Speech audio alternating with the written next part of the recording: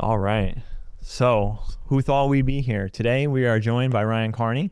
Ryan is one of the founders of the Hudson Valley Track Club. You're also a school counselor, a certified track coach, and you have, what was the last one? It's positive psychology. Positive psychology. Yes. Okay. So, a man of many talents and a father. And so, we don't want to leave that out. That's a big one. Job. Yeah, right?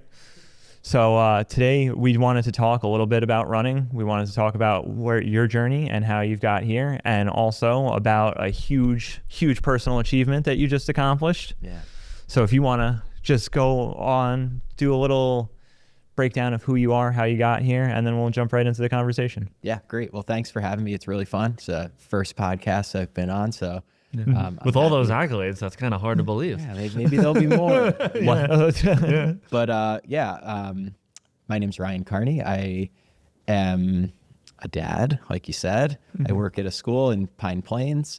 But I founded the Hudson Valley Track Club a couple months ago with a few friends, and that's really been taking off. I just got back from Indianapolis. I was there for 3 nights, and I ran 2:28 for the marathon, which was a huge accomplishment.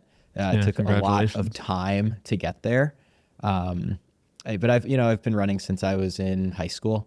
I got cut from soccer. Like most people who join cross country, you get cut from soccer. And, that was probably one of the best things that ever happened to me is that, because it really led to a domino effect of so many different things that happened. Like that's where I met all of my really good friends.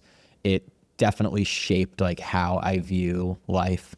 And, I ran in college, I've run since then. And, to now meeting the people that I've met through running has been really impactful. And, it's just a huge part of my life. In a very good way. I am obsessive about it. Like when I first met my wife, somebody was like, be careful. He like really loves running. And, I do, but I think I love it for a lot of different reasons. And it has really brought me to some great places that I wouldn't have been otherwise. Mm-hmm. Yeah. So for me, I started running when I got sober, and it was a real big way for me to kind of shift my mind and start making positive changes in my life and how that could build into other areas of my life. So you want to take us through the start of your running journey, like from getting cut from soccer to getting into cross country? What do you think about running made you fall in love with it? The very first thing I have to say is like the connections and the community and the friendship. So, in high school, you don't know where you're going with any of this. It's something that you're doing and you don't have a why at that point. My why was, like you said, I got cut from soccer. So that's just what I did. But, as time goes on, it's like those bonds get stronger. And back in high school, it wasn't about achieving certain things. Like I do remember really wanting to break 5 minutes in the mile in high school. I never did it, which is kind of crazy. But I ran 5 flat when I was a junior. But it morphed from there. Like I became so close with the people that were on the team with me, and we were really good. Our team was really good. So by the time I got to be like a sophomore and a junior, it was turning into a more of a competitive thing than just a communal thing. And I loved that part of it. Like I loved seeing that when you put work into running, you would get more from it. And I feel that running is a sport that does that better than most others. I can't dunk a basketball. Like I will never be able to dunk a basketball, but how fast could I run a marathon? Like I have no idea. And even at my age, I'm 39, like I still believe that. Like I don't know where the ceiling is. And that's part of what makes it so intriguing is what's the next logical step you can put in? Okay, we've been doing this for a year. So now what's the next thing we can do? What's the next right decision? And you just see where that takes you. So it has just been such a, like, there's a mystery around it that I love. And, I coach people now. So, my collegiate journey was almost similar to my high school one. Was like, I was actually I struggled in college, like, and I struggled in high school. Like, I wasn't the best runner by any stretch on any of those teams. You know, I never made the top 7 in my varsity team in high school. I was on the cusp in college when I was a senior, and I ran my 5th year as well. But I was never very successful. It took a lot for me to get better. And again, I think that's part of what is awesome about it, is certain people find success quickly and they're really fast right away. Others that stick with it, there's a Des Linden quote. You know Des Linden? Mm-hmm. She's one of the better American marathoners ever. It goes, "You'll outlast the bastards eventually." And it's like, it's true. If you just keep doing it, like, you could get better than most people. And that's amazing about mm-hmm. the sport. It's what made me fall in love with it. And I like finding gratitude within it. So I have a body that's capable of doing this. Like, not everybody does. So there's people that can't run for various reasons, whether it's health or something else. And I'm grateful that I have a body that's capable of doing it. I've found so much, I don't know what the word is, but I don't want to say gratitude again, but I'll say it. I just found so much gratitude in that, and it brings me to a place of peace and calm that I need in my life. Mm-hmm. So yeah, that's the short story of where I'm at now. And I guess just keeping building on that is what I want to do. Yeah, I think that's so interesting that in most sports, unless like you're the 0.1% who makes it to go like professionally, mm-hmm. usually like college is like the peak of it, right? Like a lot of people play college sports and that's usually where they find their best. And now here you are at 39 years old, and a couple of days ago you set a personal record. Yeah. How do you think that you have applied kind of that concept into your personal life? Yeah, it's really interesting, right? What you said is so true. Like, at the end of even high school, for a lot of people, like, you're done. And then when you're finished with college, like, it's hard to find a group that you can go play basketball with, or you can go play soccer with. They exist, but it's harder. Mm-hmm. I feel like running's the opposite. It's when people get out of college, they start running, because you lose that community that you had when, you know, within your dorm, within your club, or whatever it was. And not to say this exists for people in high school too, like, that don't go to college. Like, you don't have that community that you were surrounded by. So people turn to running often because it's so easy to do so. And yes, I've run my whole life, but it's only really sort of gotten bigger for me in the past 10 years or so. So marathoning, I think there's nothing like it. I like racing other distances. Sometimes I want to say I like them more, but the vibes of the marathon, there's nothing like that. And just that community aspect surrounding the suffering that goes into running, right? Mm-hmm. Like, it's amazing. You bond with people that you've never met before. Like, there are people I've lined up with at the start of a marathon and I've never met them, and I talk to them to this day. Like, back in COVID, there was a race they put on in Albany. It was called Miles on the Mohawk. They did a marathon because everything was canceled. And, you know, I signed up for that race. I stood on the start line. You had to wear a mask. They had little paper plates on the ground for where you were allowed to stand. Oh. They set it off in waves. Mm-hmm. And, you know, I'm trying to get my nerves out, right? So I'm like talking up the people on the line. Hey, what are you guys looking to run? How's everybody feeling? Like, dead silence. Nobody was talking back to me. One guy turns and he goes, 225. I'm like, oh, wow. Like, you're really fast. He's turned into a good friend of mine. He was at Indianapolis over the weekend. I crossed the line. He ran 219. He had been trying to break 220 forever. I've been trying to break 230 forever. We know each other's journey. Like, that, we hugged at the end of the race. It was almost like we could have both cried. Mm-hmm. And it's that sort of stuff that has only gotten more powerful and impactful as time has gone on. So, yeah, to answer your question, I think, like, those connections have only gotten stronger, and I love that from it. I think one of the more interesting things about running too is, like, it is really the only sport in the world where, just take the New York City Marathon, for example. You have Kipchoge running at the start and then anybody, me, you, we Yeah. can all run the same exact race, the same course as him, just starting in the wave right behind him. And that's not something you find anywhere else in any other sport, No. where everybody's on the same track doing the same thing. Yeah, you can't go shoot a puck at MSG, right? Yeah. It's incredible. You get to be on the same course as the best people to have ever done it. You're right. It's amazing. And that's got to be inspiring, especially for somebody like you. That's when you've taken up running as the mantle that you have this in this second half of your life. Like, you might not be professional, but why couldn't you be? You know? Sure. You have this thought going through your head of like, why not me? And that doesn't have to be a time thing, right? It's just achievement. It's just trying to be better than you were previously.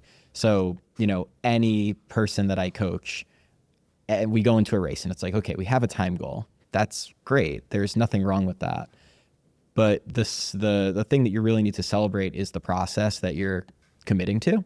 So, it's hard. You wake up at 5 a.m., 6 a.m., throughout the winter, it's dark out. Like, these aren't easy things to do. You want to stay in your bed, right? And then in the summer, it's brutal. Like, New York's a hard place to live for running. What do we get, like 6 weeks on each side of the calendar? In the middle, it's really hot and really cold. So that commitment is amazing. So anytime I have somebody lining up that I coach, and I try to tell myself the same things, sometimes it's easier to outwardly say it than to internalize it. But yeah, you have a time goal? Awesome. We've trained for it. You're prepared for that.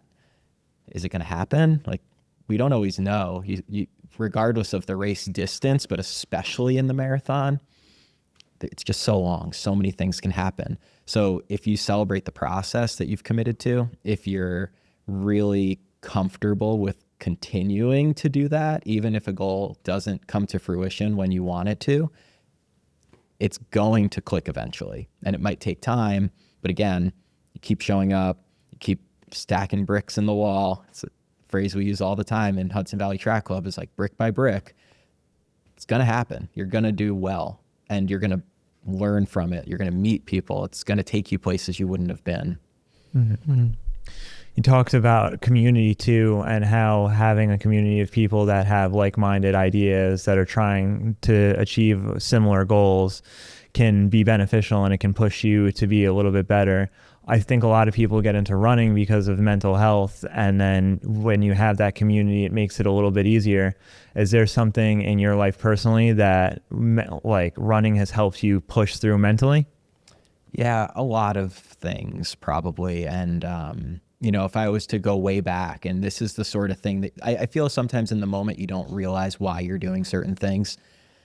You look back at your life and it starts to, the picture becomes more clear. But yeah, I lost my father when I was 10 years old. He passed away from liver cancer, like very abruptly.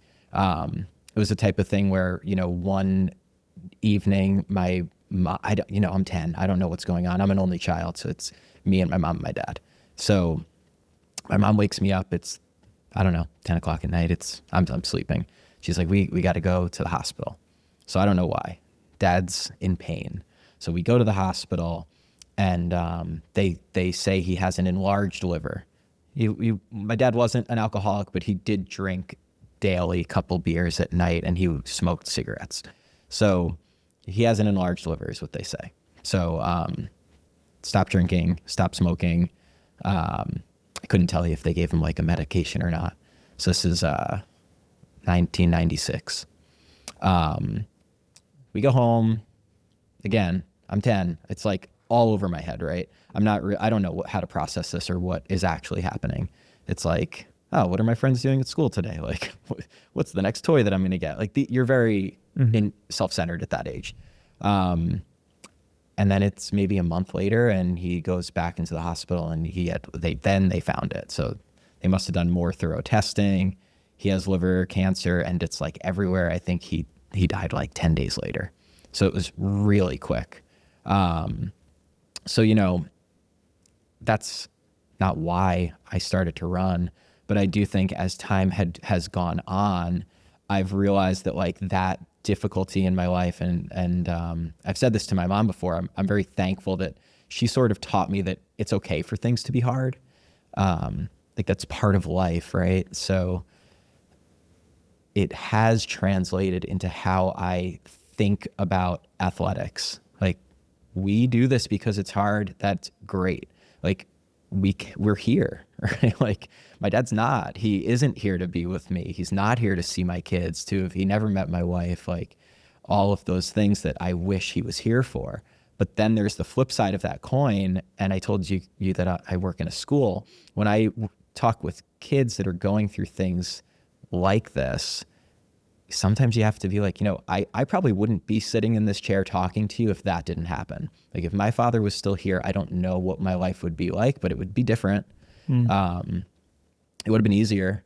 Like my mom made it so a lot of the things in my life did stay the same. And I don't know how she did it. Like I look back at that and I'm like, if this happened to me, like it's so hard. Like raising a kid with a spouse is hard enough. And now she had to do it alone. So I've learned so much from that, like more recently, I think, than previously. You just have more time to think about it, especially when you have kids of your own. It sinks in. So, that really shaped me. And I think it has made me more curious about what is my potential, wanting to get the most out of my time while I'm here. We're lucky to be here and trying to just appreciate that every day. Wow. Yeah. Thank you for sharing that. Yeah. That's an incredible story. When do you feel like when you like started running that helped you process that? Or do you feel like you only made that connection like recently?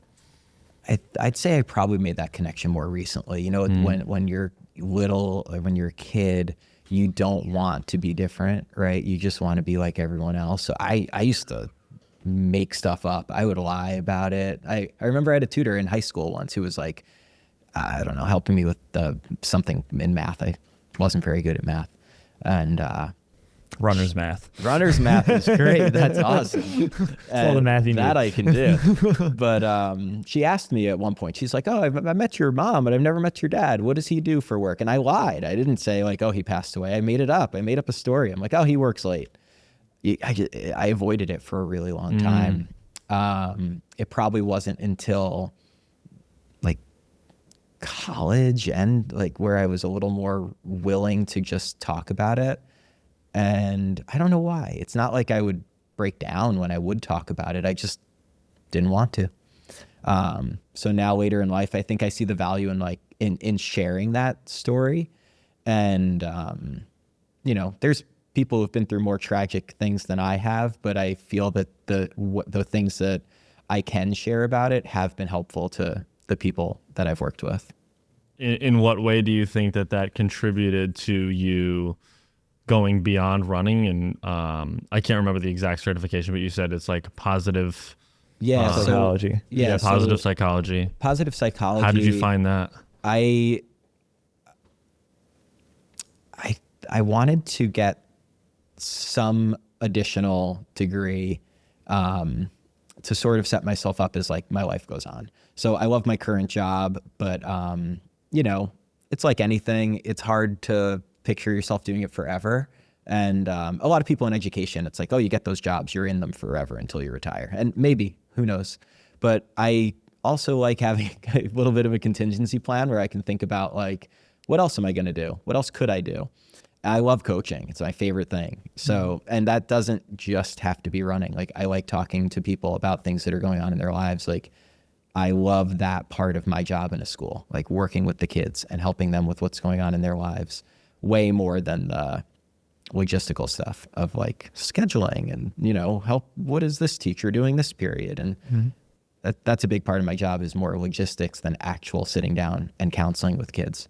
So the positive psychology, health and wellness degree I really liked because it felt like it sort of married those two things together, where there's a health and wellness component to that cert, which is a little more focused on nutrition, a little more focused on movement and how do those things help. And then the positive psychology aspect, which is sort of building on an upward spiral thought process. So not the downward spiral where things are falling apart, but let's make one small decision that's a good decision for you, and then let's build on that. So what's the next one? It's like what I mentioned earlier with running. So you can apply it to all aspects of life, is springboards. So how do we take one thing, build off of it, and continue to do so for a while, right? Hopefully for most of our life, we should continue to strive to be better.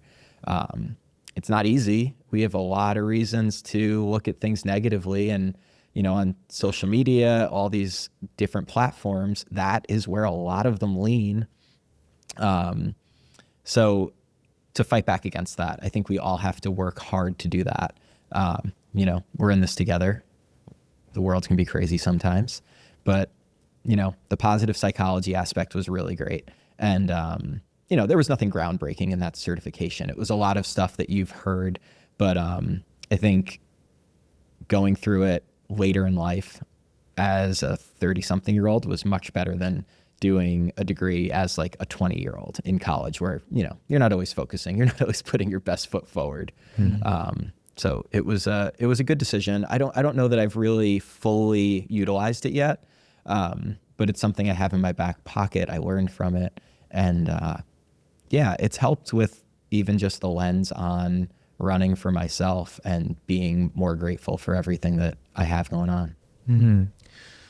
Do you think that there's a connection between losing your dad and going through that hard time that has made it easier for you to deal with the hardships of running, and then being able to relate to kids and the clients that you're training to be able to push them, to show them that they can get through that as well? Yeah, 100%.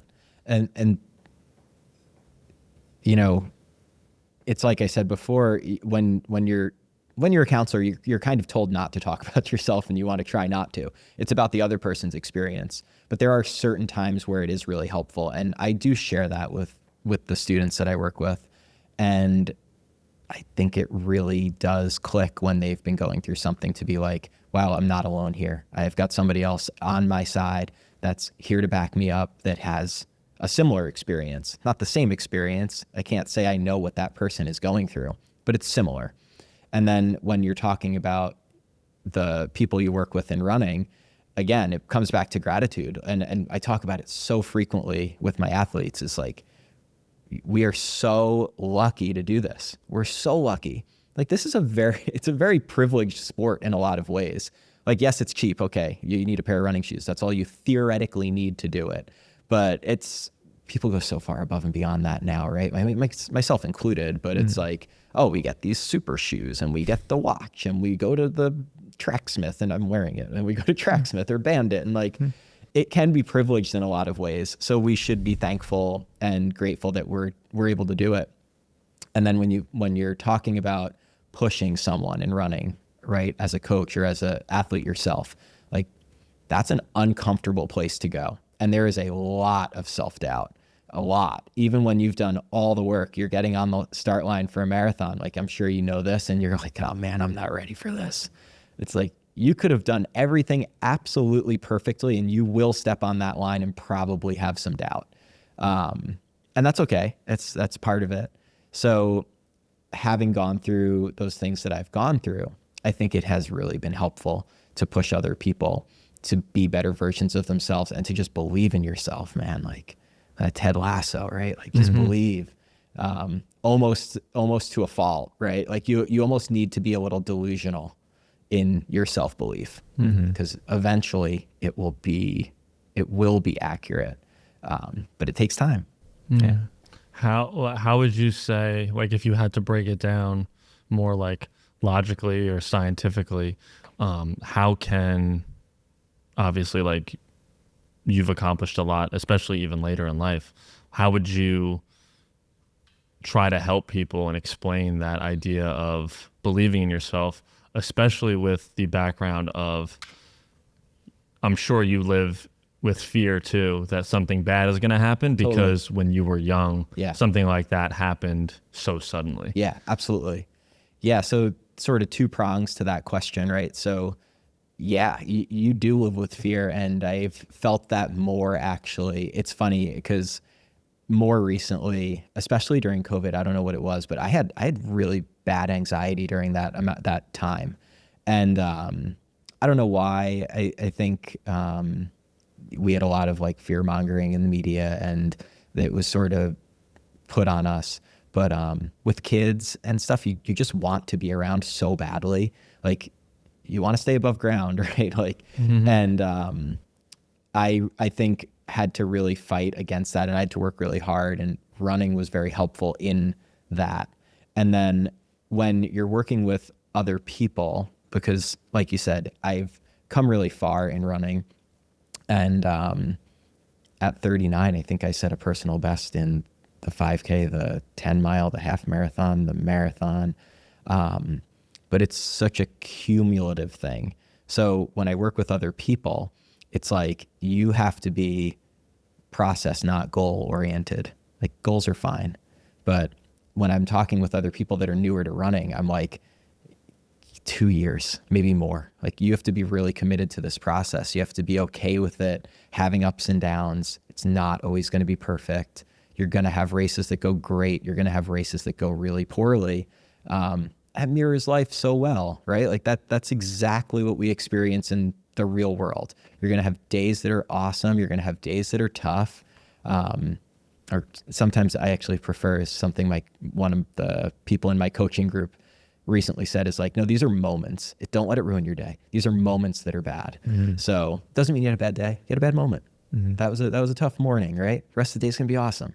So it's just framing everything a little bit differently, to try to be as positive as you can, and not toxic positivity, right? Like we want to be realistic with our life and what is actually happening.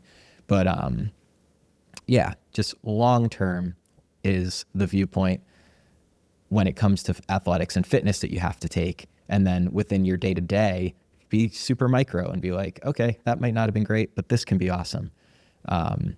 So chunking it in those types of ways, from like the 30,000 foot view to the moment that you're currently in, I think is really helpful. What are some of the things that you do to, because you seem to have a very positive mindset for somebody who's been through some hardships, just to like, what are some of the things that you do that set you up to keep that mind in that frame where yes, this is a bad moment, but the rest of the day can be good? Because a lot of people struggle with stuff like that. Yeah. When something small happens, I know personally for me, like I'm very hit or miss, and sometimes I'm on the edge. So like one little thing can really set me off, and it doesn't just ruin the day, it can ruin a couple days. So how do you stay in that mindset? What are some things that you do that keep you there? Oh man, I run a lot. Really, I saw that coming. Yeah, it really helps. But I don't want to hammer that home too much. I mean, I have a really good network of support that I lean on. You know, my wife is unbelievable. She's incredible. Also very fast. She's really PR fast. for her as well. She's like 99th percentile male fast. Like she just ran 252. Like that's a time most guys will like dream of running. But she's the foundation, right? So that's my foundation, is my family. And that is what I always come back to. So if I'm struggling, you know, shoot off a quick text, or she's a teacher, so it's hard for us to communicate during the day. But yeah, shoot off a quick text, like vent a little bit. I think it's healthy to get that stuff out, as long as you're not making it like a part of your personality. And then the other areas that I personally find helpful, yes, running. I will listen to podcasts. I'll listen to music during easy runs. Sometimes when I do things that are harder, I don't listen to anything. And that actually is an exercise, I think, in being present, in gratitude. I love doing the sauna. I find the sauna to be like, I don't know, it's like suffering almost, but in some ways it really helps me. Big sauna guy. Love the sauna. I do the sauna 3 to 5 times a week probably, and I think a lot in there. It helps me process, helps me feel relaxed, unwind a little bit. I used to ice bath a lot in the morning. I stopped doing that, but that's something I would recommend to people. And as a counselor, it's interesting because it feels strange to tell like high school kids to take an ice bath. It almost is like the type of thing you could feel like you'd backhandedly get in trouble for. Yeah. But there's so much to it. Like there's so many mental health positive things that can come from those types of rituals. And some of it, you get a dopamine response, you get epinephrine, norepinephrine. Like these are chemicals in your brain that like if you take an antidepressant, that's what they do, right? So you can get some of those effects through exercise, through cold exposure, through sauna. And I've tried everything over the years. I really have. I like experimenting. So I've done so many of these different things to find out what works for me. What I tell other people is these are some things that might work for you. Try them. If it doesn't, don't get discouraged. Try something different. So you just have to be sort of relentless in your approach. Try a lot of different methods. See what works for you. See what you enjoy. You don't want to make your habit something that you hate and you're just doing it because you saw it on Instagram. Like it should work for you. Mm-hmm. There's like an interesting thing in like the I guess like the exercise and like wellness community of like the people who work really hard at these things, whether it's running or it's weightlifting or it's a particular sport or whatever it might be. And I'll call it like the David Goggins mentality. Oh, sure. Like that's like pushing through things like that. And basically I think the theme of it is more so that it's like people who aren't dealing with their mental health and they're just kind of like pushing through it by pushing their body physically. What do you have a take on that? Or do you think, do you do anything for yourself mentally specifically? Or do you feel like the physical stuff really does help you in that area? Yeah, both. I went to therapy for a while when I was feeling really anxious. I feel that that's an important thing. I don't want anybody to ever shy away from that. It can be the most powerful tool in your toolbox, and everything else is just sort of extra, right? I don't think that you can just power your way through it. It can help, sure, but you have to be able to talk about it and be open. There's some Goggins stuff that I read his books. No, of course, There's some great stuff there, and when you're in it, performance side for a second, when you're in it, like, man, I run twice a day, 5 days a week probably, and not typically on the weekend. But you get out, I run on my lunch break, and then like school's over and it's whatever time it is, 3:00. And there have been times where I've sat in my truck and just been like, I don't want to do this right now. And that's where that Goggins mentality can be really helpful. And it's like, no, like get up, do it. You said you were going to do this, so do it. And that can be really helpful. Now, like stubbornly forge ahead, maybe not. Like that guy's knees were all jacked up. I don't know how he's like shitting out blood. Oh my God. It's like, it's a little much. Yeah. I'm at mile 30. It's a little much for like your average person of physical tenacity. Yeah. The guy's talking about like pissing blood at mile 60, and it's like, we got 40 miles to go. Like, go to the hospital. Like, you're not okay. So like there's a line there. But I again, it's part of it. You can't just ignore things. Like if you are struggling with depression, anxiety, or, other people that have thoughts that are even beyond that, suicidal ideation or self-harm, like, no, you cannot just run your way through it. It's a tool in the toolbox. You need, when professional help is needed, there's nothing to be ashamed of there. And I think our society has come a long way. And, even having a pod like the one that you do is we need that in the world. But there's still a lot of people that have stigma around it and don't think that they should be looking for support. I work with families all the time that like recommend counseling over and over, and we have it in our building. We have Aster counselors that you can work with. And I know tons of people outside of the building. So, you make recommendations, and there's families that don't really want to do it. There's others that are extremely happy to look into it, and thankful for references and recommendations on people to see. But we still have to work on those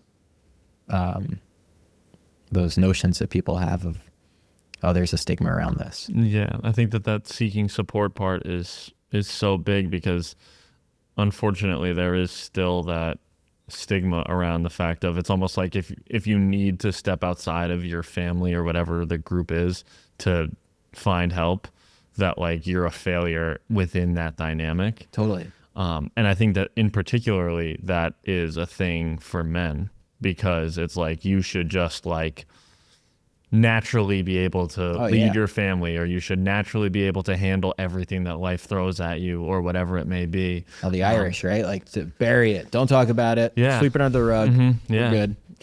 Yeah, exactly. And I think that that's so important to hear, that like for people out there who would be intimidated by even just like starting to exercise physically or something like that, hearing somebody like you still needing to like seek out support. I still get anxious. And I think that's really important that you're recognizing that and talking about it.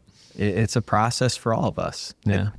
It's gotten better because I didn't ignore it. Like, if I ignored it, it probably would have gotten worse. So yeah, you have to tackle these things head on. So I just became a father. And, Congratulations. Thank you. And I know that running has definitely, I use it, my morning routine is like very structured, and I think the run is one of the things that really helps me be present. And when I come home, one, I know I've done some hard things in the morning, so now like I can feel good about myself going through the day. But I also just find that stillness, like I meditate, and I've meditated for a very long time, but there's just something about running where I can almost be more meditative than I am when I'm sitting on the couch or on the floor trying to stay still. And it just brings you like a calm and a stillness that I think is very, very important to have, especially with a 3-month-old at home, because you can be fussy and they're children, like a lot can go on throughout the day. And to be able to have that mindset where like, it's okay, just remain calm. Like, how have you found that running and the physical activities have helped you as a father and a husband? Setting the example for them. It's two things, right? So it's inherently selfish, right? Because I have to acknowledge that off the bat. Like, running in some ways is a selfish act. It takes me away from my family. Like, I go down to the Hudson Valley Track Club on Sundays, and I might have a 20-mile run, and it's 35 minutes both ways. Like, I'm gone for a while. So I'm gone for 3 hours or 4 hours. And that part of it I don't like. I want to be with my kids. However, the flip side of that is I feel that it helps me be more present when I am home. I feel that it makes me a better person. I'm happier. I'm more centered. And then my kids, I hope, think that like, oh, this is just what everybody does. Like, people go away to Indianapolis to run a marathon, and that's vacation. Like, we took them to Boston last year. My wife ran the Boston Marathon last April. And we had the best time ever. Like, it was so much fun. Now they're a little older, so it's a little better now. They're 5 and 6. My daughter will be 7 really soon. So they're at an age now where they can grasp that. But we took them to the expo. We took them down, I forget the name of the street, where they had all the pop-ups, all the shops. Like, we took them to the finish line of the Boston Marathon and took pictures. And then I had them on course when my wife was running, and we got food, and we waited for her to finish at, what's the park called? Like right there. I can't think of it off the top of my head. I know what you're talking about too. Yeah, it's like right there. There's a lake in the middle. But it was beautiful. And I like, and look, again, selfish. I like that that's what they think is just normal right now. And their worldview will expand, and they'll learn a lot more. But I hope that they see mom and dad out there pushing their bodies and working really hard for something. And that encourages them to work very hard for something. I don't care what it is. I just want them to put effort into what they do as they get older. So if it's running, that would be awesome. I would love that. I had somebody recently at work be like, oh, I never had my kids do soccer when they were little. So they got to middle school and all these kids were ahead of them. They had done it for years. So they just ran cross country. I'm like, oh, so what you're telling me is not to get my kids involved in things, because then maybe they'll do cross country. But yeah, again, I just want them to put a lot of themselves into what they do. And I think that us being out there doing it will encourage that. And, you know, having a partner who also does those things really helps, because she understands it from my side, where, you know, that's hard. Like, I commit a lot of time to running and, you know, even the sauna, it takes a while, right? Yeah. Like You you get in there for 20 minutes, you got to take a shower. Like, by the time it's all done, it's like a 45-minute ordeal. So it's committing and being that example for my family. Yeah. I think when I went to the finish line for your marathon, like the coolest part about it was seeing, like, obviously your child was too young to be necessarily rooting for you, but seeing like the kids who were like, you know, 5 to 12, 14 years old, nobody was cheering louder for anyone than those kids whose like amazing. parents were running. They're amazing. Yeah, exactly. And that's such a cool thing to see, it to be like, you know, like they're going to go to school the next day and, oh yeah, well, I went to soccer practice, blah, blah. No, my dad ran a fucking marathon this weekend. It's so cool. Yeah, and I think that's awesome. Yeah.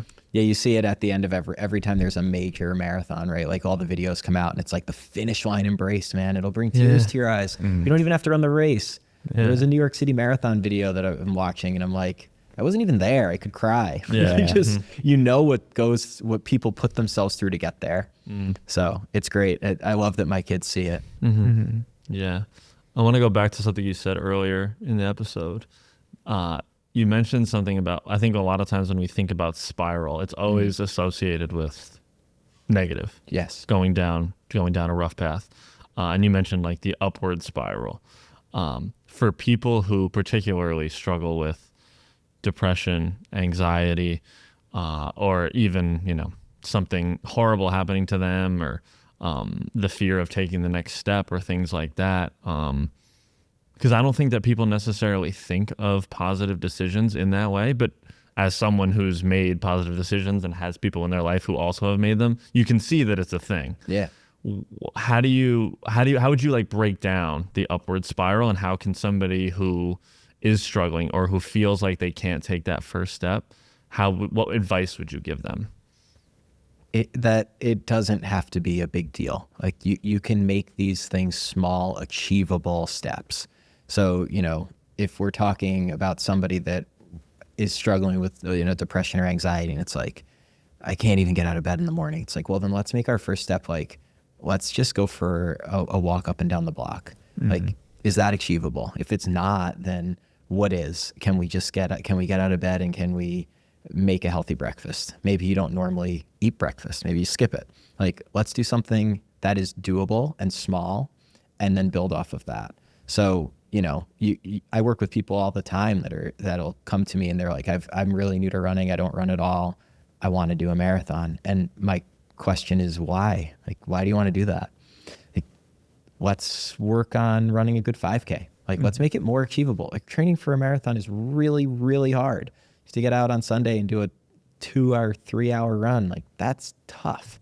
So let's pull it back. Let's make it a little smaller, more achievable. Let's find success. Don't set yourself up for failure. Like, a lot of people have big goals, and that's great, but in a lot of ways, you're not even giving yourself a shot. It's like, oh, I've never run before. I'm going to run a marathon in 4 months. It's like, I don't know, probably not. You're going to end up hurt. You're going to end up hurt. You're going to be discouraged, and you're going to slide backwards. So, like, let's run for 4 months. Let's build a foundation that is going to help you in the future, like a year from now, 2 years from now. So, you know, taking small steps is the most important thing, and nobody really wants to do that, right? We want it now. We want it to happen today. We want that, you know, there's so many phrases that I've heard about this. It's like, we're in a microwave dinner world, but we really need to baste and roast a turkey. It takes time. Or like, you know, you want the tree, you got to take care of the seeds. Like, takes time. Be patient with yourself. And then when you have achieved something that you're proud of, like, okay, I went for a walk 3 times this week. I was out for 20 minutes 3 times this week. I've never done that before. That's awesome. Let's just do that same thing. Don't add to it. Do it again. Let's do it again next week. And then maybe you did that for 2-3 weeks. And now we can talk about, all right, let's add in 5 minutes of running. Like now we've taken the next logical step. So then what? Now it just becomes dependent on the person. So is it you're going to get out more? Is it that you're going to hit the gym once a week? Like it doesn't matter. Are you going to improve your eating? So it's just so dependent on the person. But yeah, small steps. Let's make them doable. Yeah, and I think a lot of that struggle in today's day and age is also just like the fact that everybody, it makes it harder to get out there and go for a half-hour walk if that's really hard for you. And then somebody scrolls and sees Ryan Carney just ran a sub 2.5 hour marathon. But I think that sometimes people need to worry about their own journey and not get caught up in this is what everybody else is doing. And like, instead of like, we're so quick to give other people credit, and then you're so caught up in what you didn't do, instead of saying like, well, like, I went to therapy for the first time this week. Yeah. That's a fucking huge victory. Brag right? about it. Yeah. Comparison is the thief of joy. Yes. Right? There you go. I have a Post-it note of that in my room. It's the best. Yeah. I could do it. I could say, oh, I ran a 2:28 marathon. Yeah. But, At hey, every level, right? Like, this dude ran 2:19. Now Yeah. the dude that runs 2:19 goes, yeah, but the guy that won the race ran 2:12. And the guy that ran 2:12 goes, yeah, but the guys that are really competing in America are running 2:08. And the guys that are running 2:08 are saying, yeah, but the East Africans are running 2:02. And the guy that's running 2:02 goes, yeah, but the world record's 2 hours. And like, where does it end, right? Like, and the guy that's at the top that ran 2 hours probably wants to run under 2 hours. So it's like, where does it ever end? Yeah. So no, you have to, this is your life, right? Like this is for you and the people that are really close to you. At the end of the day, especially if we're going to talk about running, like nobody gives a shit, right? Like nobody cares. It's like, I am proud of the time that I had run, but people don't care in both directions. It's like, so the people that are faster than me don't care because I'm slow. Yep. And the people that are slower than me don't care because it's like unachievable. And so you have to be doing it for the right reasons. I think that's one of the most interesting things about running. It's just like, it's like the way it kind of gets like grouped off into just, it's not like elitism, but like some of it is. It's just like you ran 2:28 and the guy who runs 2:20, that it's only 8 minutes, but like that guy's fucking slow. And then like the guy, you look at somebody who ran 2:40 and you're like, well, that was me 2 years ago. You know, like it's one of the most interesting things. And like I feel like it is a direct factor of things like Strava and like just being able to scroll down and be like, I'm faster than him, slow, fast. Like, Yeah. This guy ran on a treadmill. Not everybody could do that. That might not even be calibrated correctly. It's never going to stop. Like that's just the world we're in. So it's like, why are you doing it? What is the why? The why is so important. And I think for me, that has turned into the community aspect. It's curiosity. Like, I really want to know. If there's no stone left unturned, like where is that physiological ceiling? And to actually have no stone unturned is probably unrealistic. But if you can strive for it, and again, what's the next thing you can do to get closer to that? That's awesome. Like that, then you're doing the best you can with what you've been given. But yeah, that comparison game is so dangerous, because it takes away from what you just accomplished. You know, I all the time, it's like you have somebody achieve something really impressive, right? And then they do that. They're like, yeah, it's nothing compared to what you ran. It's like, I don't want to talk about what I just did. You just did something amazing. You just ran faster than you've ever run before in your life. And then somebody goes and wins a race, right? And they go, yeah, there were only like 40 people in the race. I'm like, I don't care. You won the race. Celebrate yourself. Brag about that. I think we all should be doing that more frequently. We should be more willing to brag about the things that we accomplish. You worked for it, and it's yours. Like, that's something to be proud of. So we very frequently put ourselves down, and I don't know why people do it. And maybe it's part of that comparison game when they're seeing other people achieve more than them. More is not, I shouldn't have even used that word, but achieve something different than they did. But yeah, we should be proud of what we're accomplishing, regardless of how big or small it is. I ran a couple of those like New York City runs, like when I first started running. Yeah. And the first couple times I lined up, I was just like, I want to like do really, really well. And then it hit me doing the Governor's Island run, because the guy in front of me was wearing like the tech shirt that they give you for the race, and all of them on the back just say, run your race. Your own race, not the race of the guy in front of you, not the race of the guy behind you. But like, it's such an impactful thing when you finally do take that step and you're like, only thing that matters today is my goal and what I'm accomplishing. And if I accomplish it, I'm going to be really proud of myself. And if I don't, I'm just going to strive to do better the next time. Absolutely. It's a leap of faith. You never know what's going to happen. You step on the line, like it could be exactly what you expect. You could run way worse. You could run way faster.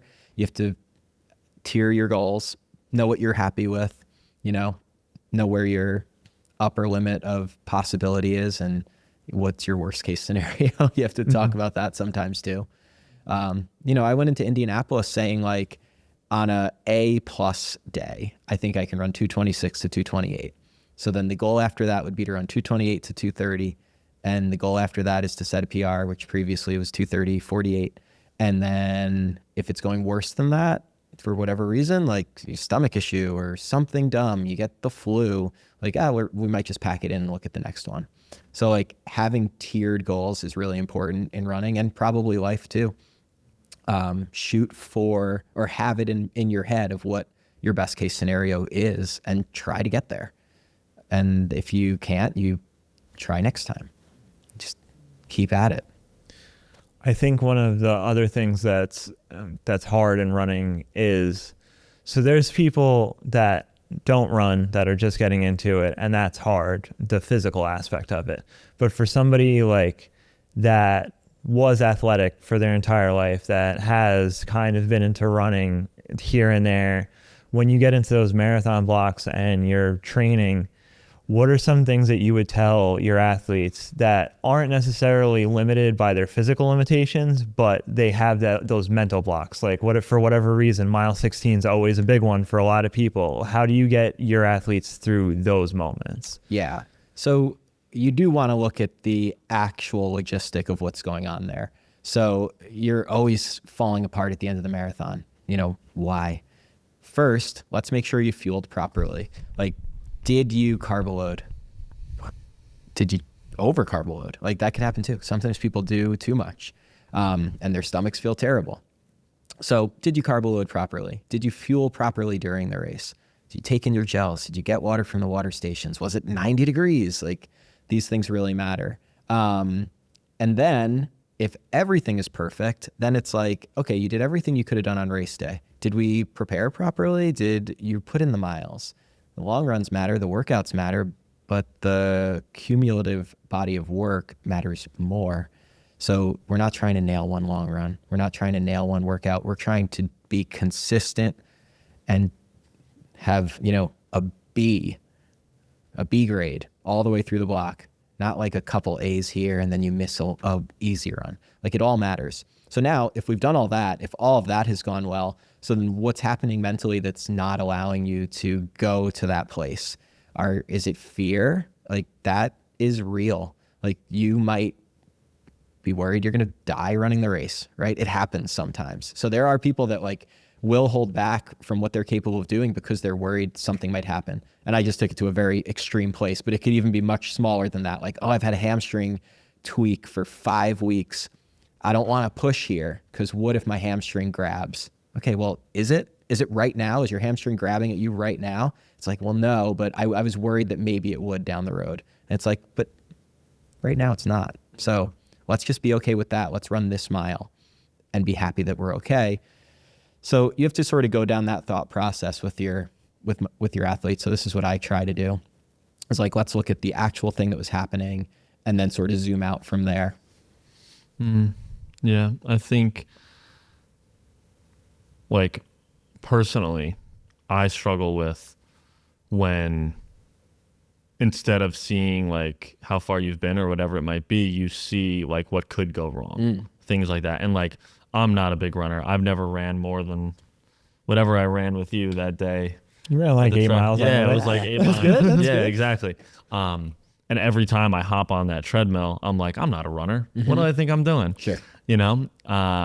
And for me, it kind of became a thing that was very simply just like, I've told myself that I'm not this thing, but I can show myself that I am. Right. And that for me has been huge. And even though, you know, I probably run like 2 or 3 times a week, it's been a huge game changer because of the fact that for your whole life you told yourself you couldn't do this, or that you just didn't have the qualities of that made up the type of person who did this.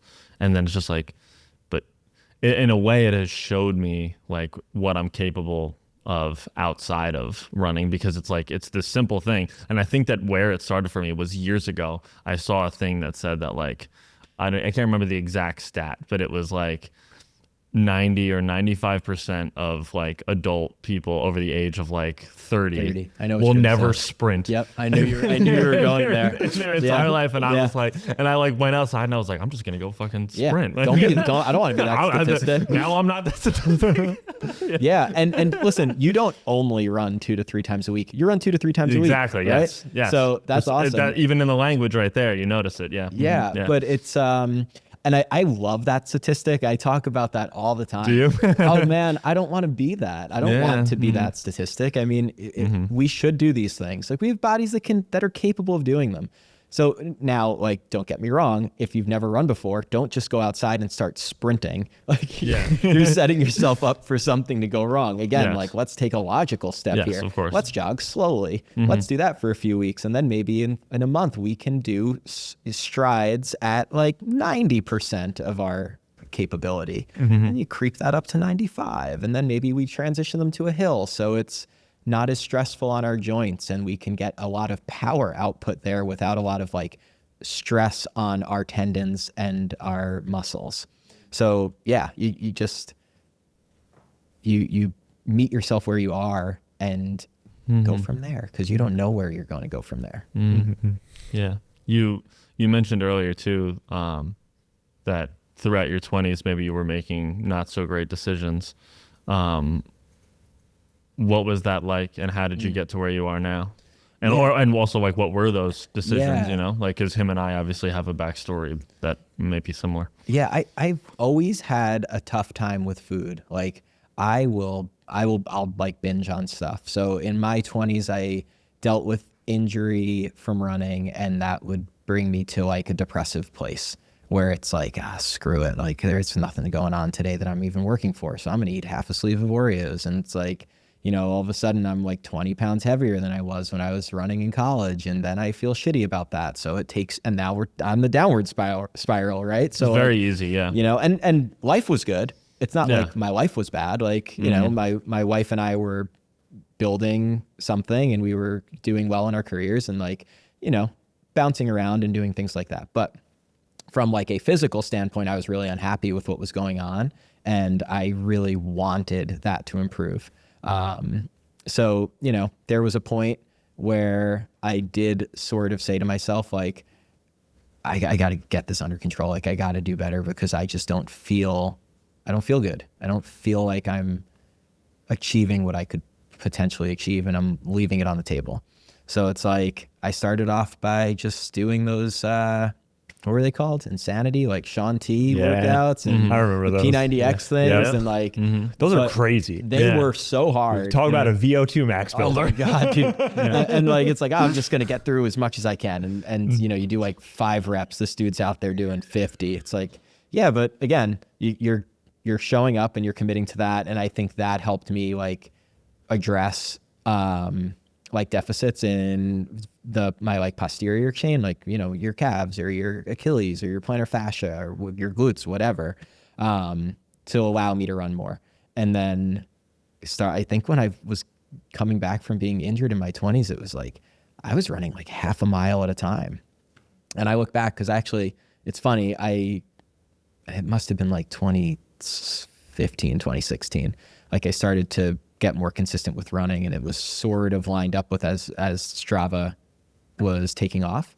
So I can go back and I can look at like my first run, like back post college, post injury, and be like, holy shit, I ran a mile in like 12 minutes in Wappingers, like by Bowden Park. And, you know, and then it builds from there. And I in this past training block, I was running like 110 miles a week. I think in a 16-week span, I averaged like 99 miles, which is a little annoying. Like, add a couple here and there. That's when the runner's math hurts you. Yeah, right. Yeah. So The Strava tax. yeah. I don't remember what your initial question was there, but I don't know how I got there. But yeah, it's really cool to be able to look back and be like, I took it from a place where I was really unhappy with what I was doing, you know, from a personal health perspective, to a place where I'm really proud of what I've accomplished. And I am like I am satisfied, but I'm not anywhere close to being like, oh, I'm good. Mm-hmm. Like I want to keep getting better. Now it's like, I wonder if I could run 225. I wonder if I could run 220. Like, I don't really want to put a limit on that. I want to see where it can go. And, you know, I hired a coach in this past build, who has a podcast. It's called the Life in Stride podcast. And my coach is Chris Striegel, and he's really helped me. And this is in a short period of time. I think I've been working with him for like 18 weeks, maybe. And he's pushed me really hard. I was self-coached all the way up until then. So I self-coached myself to a 2:30 marathon, you know, and I'm really proud of that. But then there's a part of me that was like, I'm going to just self-coach myself forever. And then as my coaching business has sort of taken off, I think I currently have like 18 athletes that I'm working with. I found myself putting myself last because I'm working on all of their plans. And I put a lot of thought into my athletes' plans. I do them Sundays. Sometimes I'll get ahead of it, but Sundays I'll sit down. It takes me like a couple hours, and I go back, I look at every single run they did from the previous week. I think about what are their strengths, what are their deficits? Like, is this a week where we lean into their strength and give them a confidence booster? Or is this a week where we should actually touch on what they struggle with and try to improve that? So, where are we in training? What's coming up? Is there a race coming up? Do we have 4 months? All those decisions matter a lot. But again, I was putting my own training last, and I'd find myself on a Wednesday. I like Workout Wednesday. It's like my favorite thing. Makes the middle of the week a little bit easier to get through. But I'd find myself on a Wednesday being like, all right, what are we doing? And I don't think that's the best thing for your own personal growth as a runner. So I hired a coach. It has been really, really helpful. He's given me workouts that I would never have given myself. Like we did 14 by 800 meters in this block at like close to 5K pace. That hurts. So, that hurts to think about. It was brutal. And I'm alone on the track. Like it's hard work, but it has really helped me level up as a runner. And back to the community aspect, they created something that I think we're trying to do with Hudson Valley Track Club. Hudson Valley Track Club is much newer, but within their group, they have a Discord with like, I don't know, 70 athletes or something like that. And like, it's always going. Like I have to keep it silent because like it's too many notifications, but everyone's gassing each other up. Like they're encouraging each other. Like when there's a race going on, they had 20 athletes in Indianapolis. And it's like, you come back and you look at your phone and there are just like 50 people congratulating you on your race. And not just me, like everybody that ran. And that type of community is what'll keep you coming back. So moving forward with like Hudson Valley Track Club, and it's new, but you've been there from the beginning, and it has been awesome. Like we have a good community and people showing up and encouraging each other and pushing each other and talking about races in our Halo chat and talking about like shoes and decisions for upcoming training cycles. It's just been really fun. And you know, we take it seriously. You want to do well, but it's fun. You're doing it for fun. It's a hobby. So connect with people, use those people for motivation when you don't have it, and encourage other people to be better. It's just such a great place to put your energy. Yeah, I don't think it's a coincidence that the longest I ever ran was at the Hudson Valley Track Club. There you go. The one time I went and ran. Yeah. Yeah. Yeah, that was a 8 mile day. Four out and 4 back. Yeah, exactly. go. Yeah, and at the time that was a huge deal for me. Yeah. Yeah. But you got through it because you had the support. Yeah, exactly. But I also think that you bring up a good point with like someone might look at your journey and see what you've done with running and that you're a running coach. And I think that that's so inspiring that you would still reach out and seek help from somebody else. You know what I mean? Because and that could be applied in the area of like mental health as well, because I think what people think is that I have such a good handle on everything else in my life that I'm going to appear weak if I ask for help in this area because I've got a good family. I've got a good job. I'm not starving for money. Like what all these good things that like, you know, we measure our lives by, and that it's still okay to seek out help, and that necessarily what's going on externally doesn't have to reflect the internal aspect of like where you need help. Yeah, absolutely. I mean, an outside perspective on what's going on is invaluable. We sell ourselves short, or we sometimes the opposite. We think more of ourselves than we're capable of. Having somebody to just sort of help with that journey is amazing. And it's fun, right? Like, I don't know, they joke, you see the like memes all the time about like people that complete marathons, like they talk about it all the time, or like whatever, Ironman, or You'll know how fast somebody runs a marathon very quickly after meeting. We like talking about it. Yeah. It's fun to talk about. So you have a coach that you can bounce those thoughts off of. It's really fun. And then those people turn into your friends. They really do. Like the relationship I have with my coach is great. Like it's fun to talk to him about running and what you feel is going well and what you feel you can improve on. And then I feel that same way about the athletes that I coach. Like they have turned into friends of mine. You know, I have people that I coach that text me every single day, and it's not always about running. Like we'll talk about everything. Sometimes the topics are heavy. Sometimes they're really light. And then I have people I coach that never text me.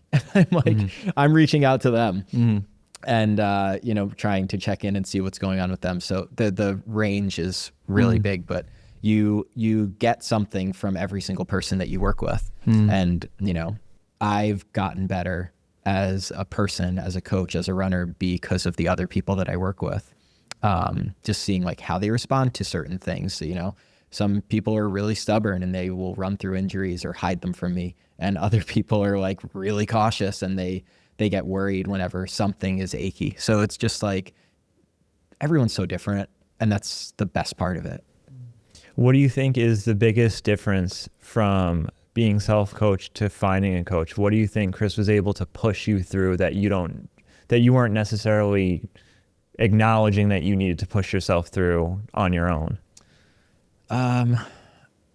So I'll talk about two different things. So there were 2 runs within the block. I guess 3. I already mentioned the 14 by 800, so we won't touch on that.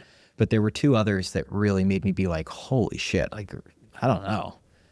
One was, it's called a fatigued mile, workout. So you do a tempo run that's like a little slower than your marathon pace, but it's still pretty fast. So, you know, my goal marathon pace was in between 5:35 and 5:40. So the tempo run is like 6-minute miles. So it's comfortable, but it's not easy. So you do that. I think it was 6 miles of that. And then it was 3 by mile. So you take a break after the 6 miles, you do 3 by mile. And he wrote it as 5:10, 5:05, 5 minutes. And I texted him And I said, this might be my self-doubt speaking, but that feels really fast or sounds really fast. And great coach. This was his response. I really think you can hit it. However, I don't want you stressing about it. Anything that's just fast and gives you a good burn is really what we're looking for. And then I'm like, that's, I guess when I texted him that's kind of the answer I wanted, right? But it almost did the opposite thing to me. And I was like, no, fuck it. I'm going to run that really hard. It almost like changed the way I was looking at it. And I nailed the workout. Like I ran exactly what he said to run. I think I came up 1 second short on every one. It was like 5:11, 5:06, 5:01. And I was like, I would have never done that. If it was just me, no way. I would have run 5:20s. So it's like pushing that. And then he had me do a 28-mile run as my longest long run. It was a little more chill. It wasn't like super hard, but he was saying this is what's going to bulletproof your legs for the final 10K of the race. And I'd never done that before. So it's like the longest I've ever gone in training was 24. So now I'm going to go 28. And it just sort of unlocks a belief that you can do more than you previously thought you could do. So I almost like having that little bit of delusion within my own running. And, you know, we have a guy show up to our Hudson Valley runs who's qualified for the Olympic trials. He's run 2:17 in the marathon. And there'll be times when I'm running with him and I'm just like, you're better than him. I'm not. I am very objectively not. But this like sort of overwhelming self-belief, I think can be really powerful sometimes. And if I didn't have people like that to run with, it wouldn't happen. So you get better by surrounding yourself with people that are better than you and you learn from them. And not just people that are better than you. Like you learn from the people that are working really hard to get out there and run their first ever 5K. Like it all matters so much. So yeah, I think the coaching really pushed me to some places that I would not have went if I was self-coaching. Yeah.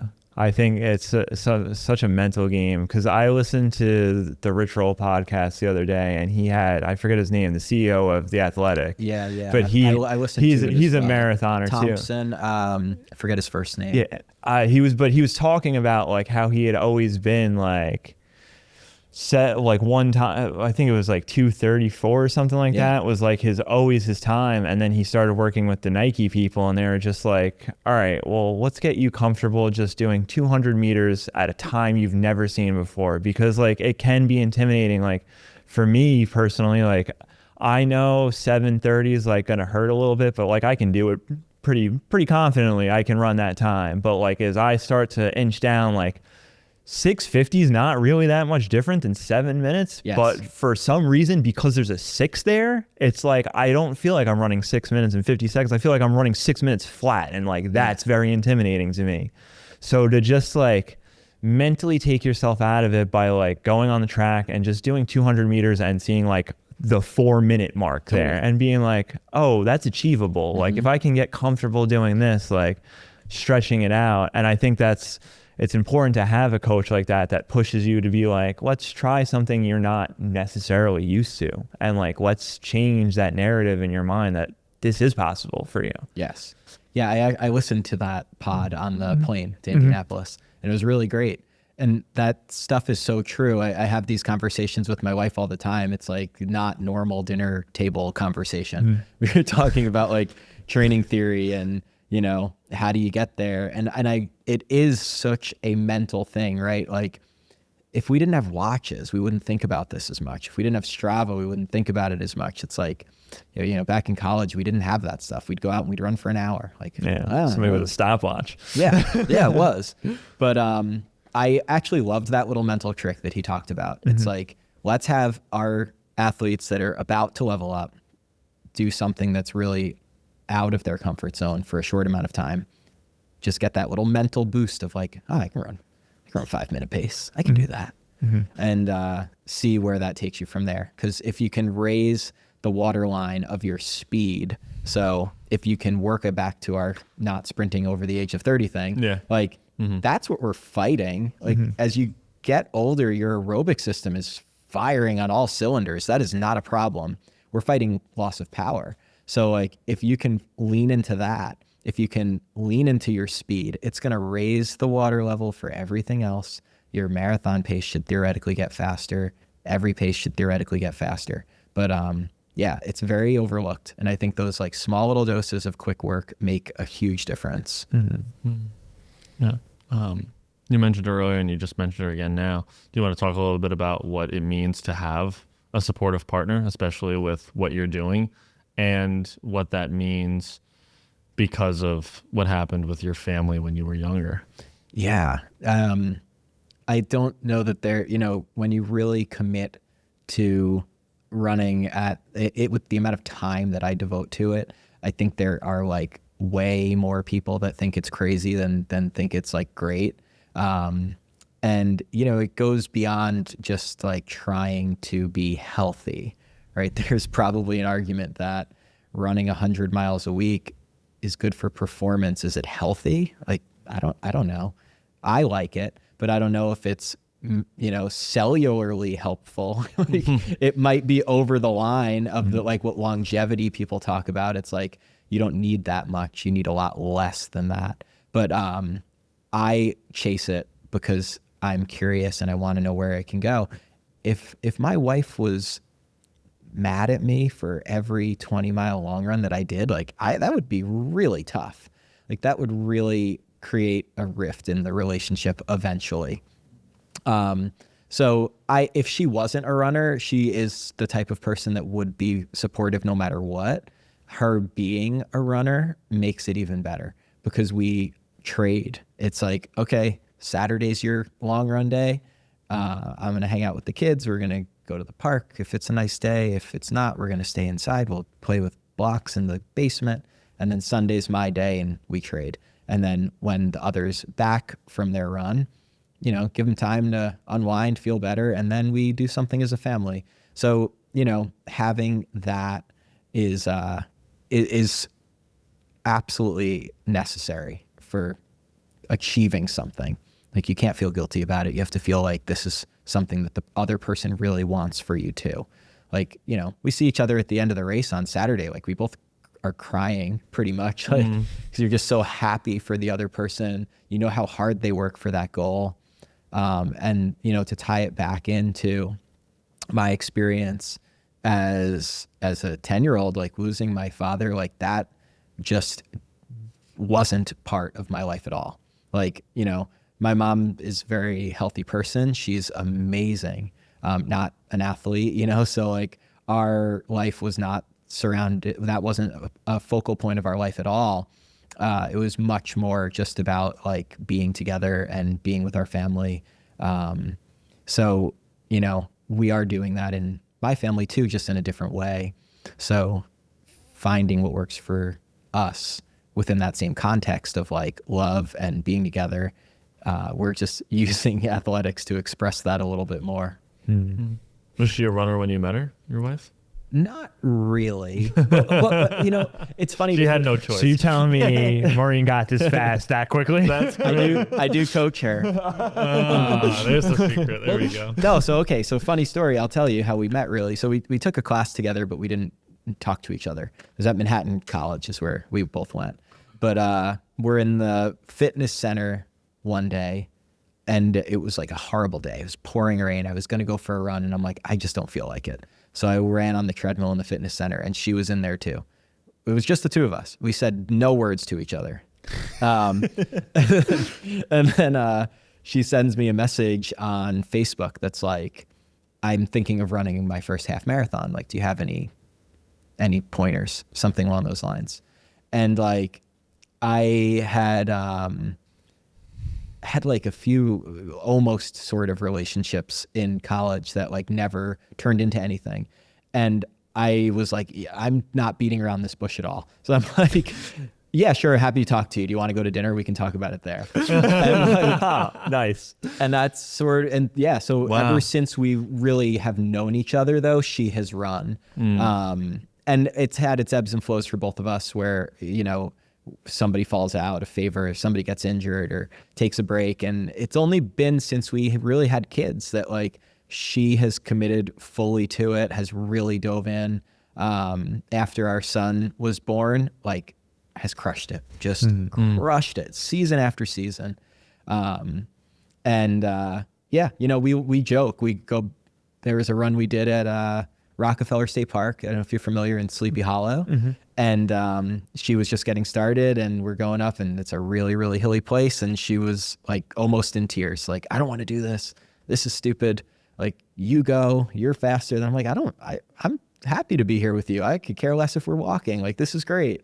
So we joke about like her coming from that place to now, you know, 252, she could pretty much step on like a sub-elite start line at all of these like sub-elite races, like Jersey City, Indianapolis. Like, she's so fast now. So, You know you're fast when they put your actual name on the bib. right? There's your name on there. Yeah. So it's just been a really cool journey. It's been awesome to see her improve and like fall in love with the sport. And yeah, without that support, man, it would not be possible. I really mean it. I know that there's people that would hear that and be like, you'd still be able to do it, but no, definitely not. Like, there's not a lot of people that would put up with the amount of time I dedicate to it. What do you think, not like the obvious things that has changed about your life, like you're in incredible shape, like you're centered, you're a good family man because of the time you spend isolated on your runs thinking about things. What do you think is the biggest lesson that running has taught you?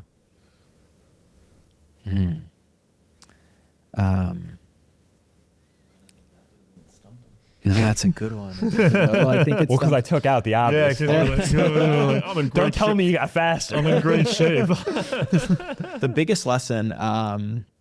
It's hard to pick one thing. I think that's where I'm a little stuck. But You can give us your top couple. yeah, let's do that. I mean, the first that really jumps out to me is the unknown of it.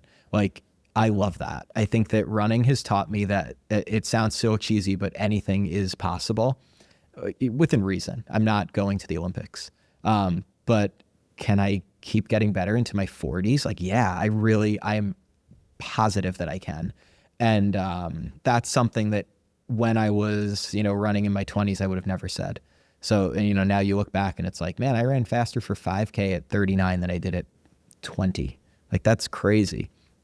So running has really taught me that, like, if you commit to something and you fall in love with the process involved, you have no idea where it could take you. And that is applicable to a lot of areas. I think running is sort of one of the biggest ones, but I mean, like, if you're trying to get better at guitar or piano, or trying to be a better writer, like, the more you commit to the process, the better it's going to go.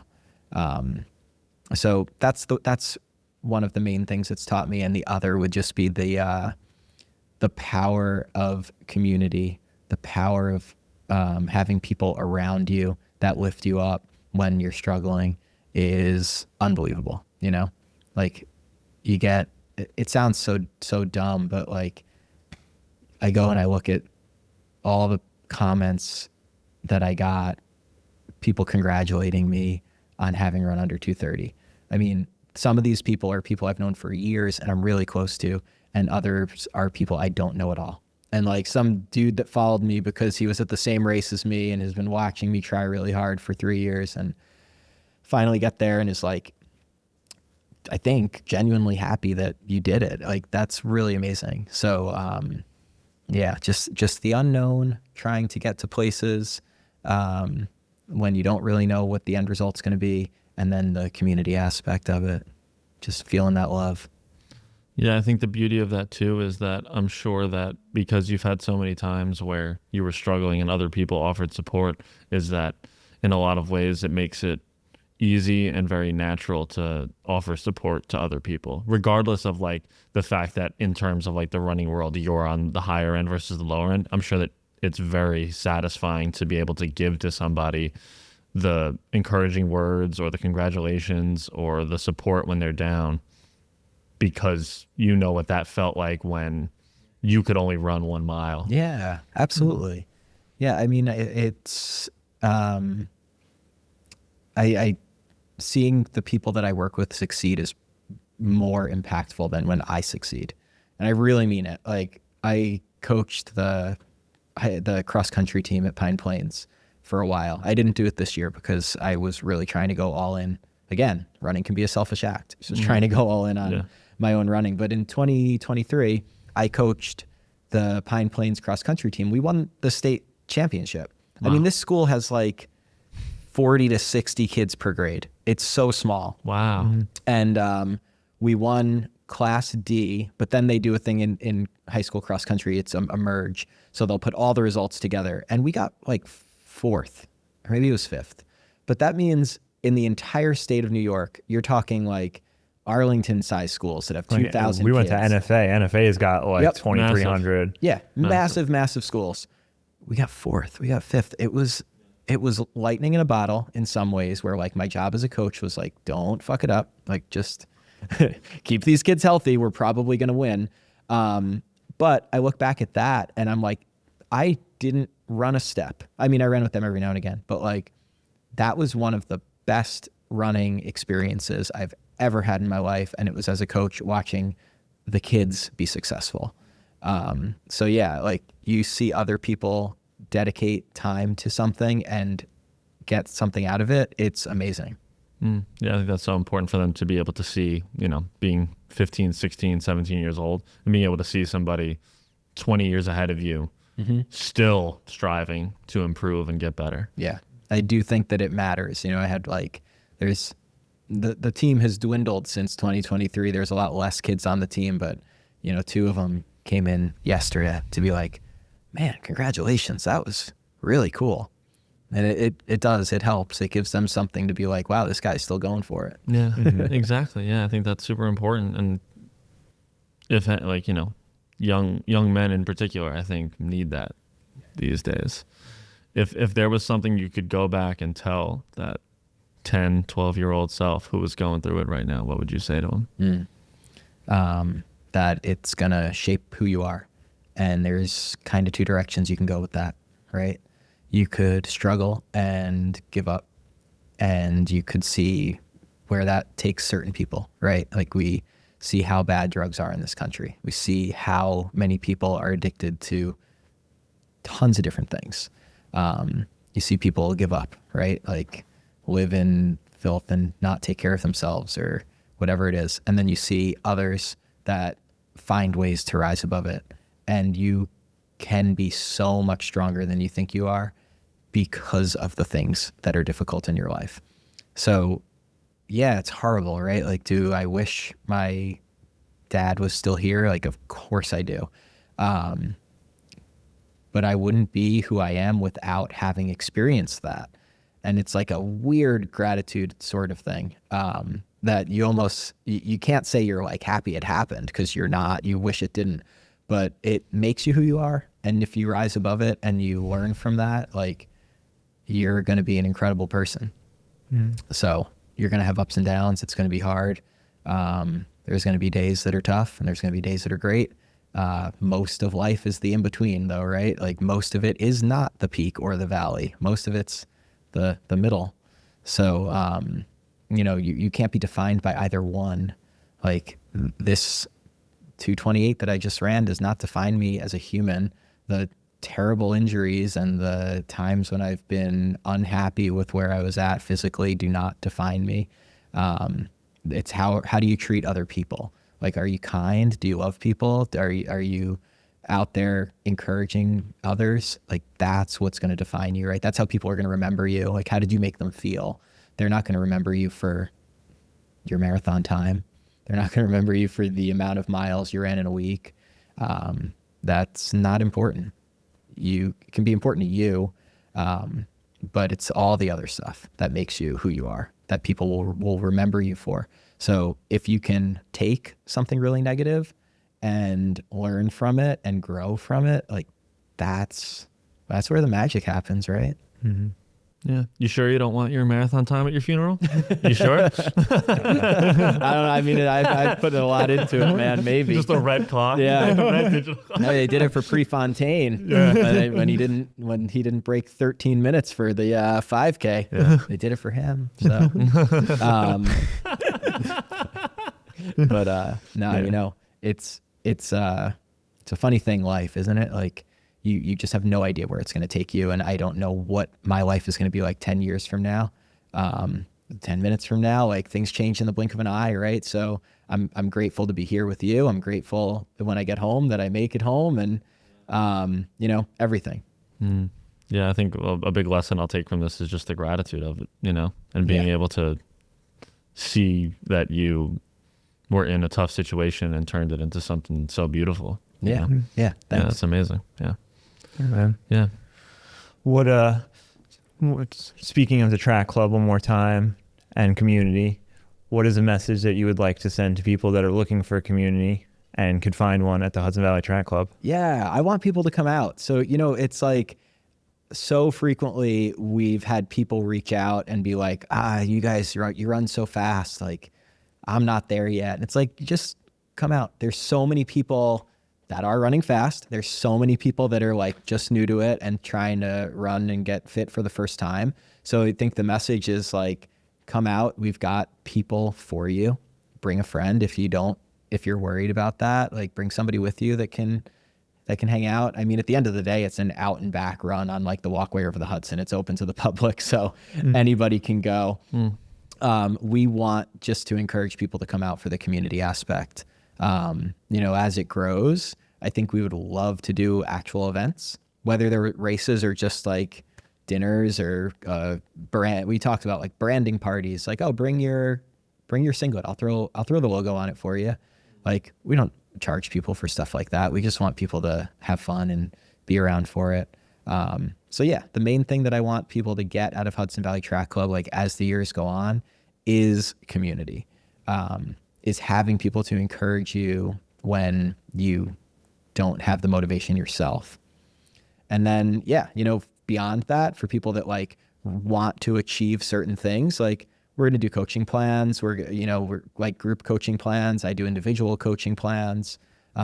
We want it to grow. We want to have team gear. We want to be as premium as Central Park Track Club, as Brooklyn, as Jersey, Garden State, like all these big clubs. Like, there's a need for that here. I think so many people have moved up to this area, which is great. And it seemed like there was a gap that we could fill by offering that. Yeah. And talk about a gorgeous run too. Even if you want to just be outside, just the walkway over the Hudson, the run that we do is really, really nice. It doesn't matter which way we go on the trail. Yeah, it doesn't matter what time of the year it is either. Yeah. And I think, you know, as time goes on, like, we'll do track nights, we'll do things like that. If it's a very snowy winter, we might have to make some road loops. Like, we'll do things to keep it interesting. But yeah, the home course, so to speak, from Morgan Lake is really awesome. It's a hard thing to beat. Yeah, it's beautiful. Me and JP have talked about it for a while, but it'd be interesting if we could get the Who Thought We'd Be Here Hudson Valley Track Club 5K for mental health going. I'm 100% down to work on that. Yeah, I mean, that's a good place to start. We've been thinking about like ways to expand our community as well, and like reach and touch on getting people more involved and things that are positive for mental health rather than just sulking in your own shit. Like, without a doubt, have a community. We've done enough of with that. With a purpose. You know, we've all done enough of that, I think. You know. Yeah, one of our founders, Alex, has a lot of experience with races and putting on races. Another fast guy. Another really fast guy. Kids, so this is like a 4:20 high school mile. You're still definitely the fastest guy we've had on. Yeah, for sure. I mean, maybe at the Alex, when I think he told me he ran like 4:24 in the mile in high school. I'd known him for a couple years, and I'm like, what? Like, you never said that. Yeah, but that's insane. Yeah, he has experience with races. We've talked about putting stuff on, so we'll have to talk about that next spring or fall. See if we can make something happen, or in the summer. Like, there's not enough races in the summer. Yeah, totally. Cool. Absolutely. Well, yeah, thank you so much for joining us, Ryan. Hey, it's been a pleasure getting to know you and having this conversation. It was a lot of fun. Yeah. Appreciate you guys having me. Anything else? I know you said you didn't want to do any promo, but you do have a program for coaching. I do. I don't take on more athletes than I can handle, because I want to be able to give the attention to each athlete that they deserve. But I have room right now. I'm happy to take more. I don't really know quite where my ceiling is yet. It's still manageable for me, the amount of people that I'm working with. But the best place is Hudson Valley Track Club, either on Instagram or hudsonvalleytrackclub@gmail.com. If anybody's ever interested in coaching, I'm happy to talk to you. I do intake calls and personal plans. And then just, if you don't want that, go to Hudson Valley Track Club on Instagram. We have a little link to our Halo app, which is our community. Join that. We post all of our runs there. We have gear forums, race forums. It's a great community. It's been... You can ask any question you have about running, and there's 15 people that will answer you right away and give you their opinion and let you know what they think is best and what's helped them. Yeah. And that's what makes it special, is not like the founders being in there. Like it's better when it's organic conversation between all the members, and it's growing. I think we have 80 people in the app. Yeah. It's awesome. I have the notifications muted because with so many of them, you know. I don't blame you. Yeah, but it's been really cool. And so that's what I would say to anybody who wants to connect, is do it through Instagram, through email. Those are the best platforms right now. We have a website. It's hudsonvalleytrackclub.com. It's pretty bare bones right now, but we're going to keep... You can order gear. Yeah, there you go. Yeah, we got some gear on there. If anybody wants to reach out, please do so. If you come to our runs on a Sunday and you want to bring a singlet and have me throw a logo on it, I'm happy to do it. We will hopefully have actual team gear in the next couple months, and we'll keep growing. All right. Thank you, Ryan. We really appreciate you stopping by and taking the time out of your day. Very busy day with family and running. No run. I got some time off here, guys. This is great. To join us. Thank you. It's been a lot of fun. I appreciate it. We appreciate it. Thank you.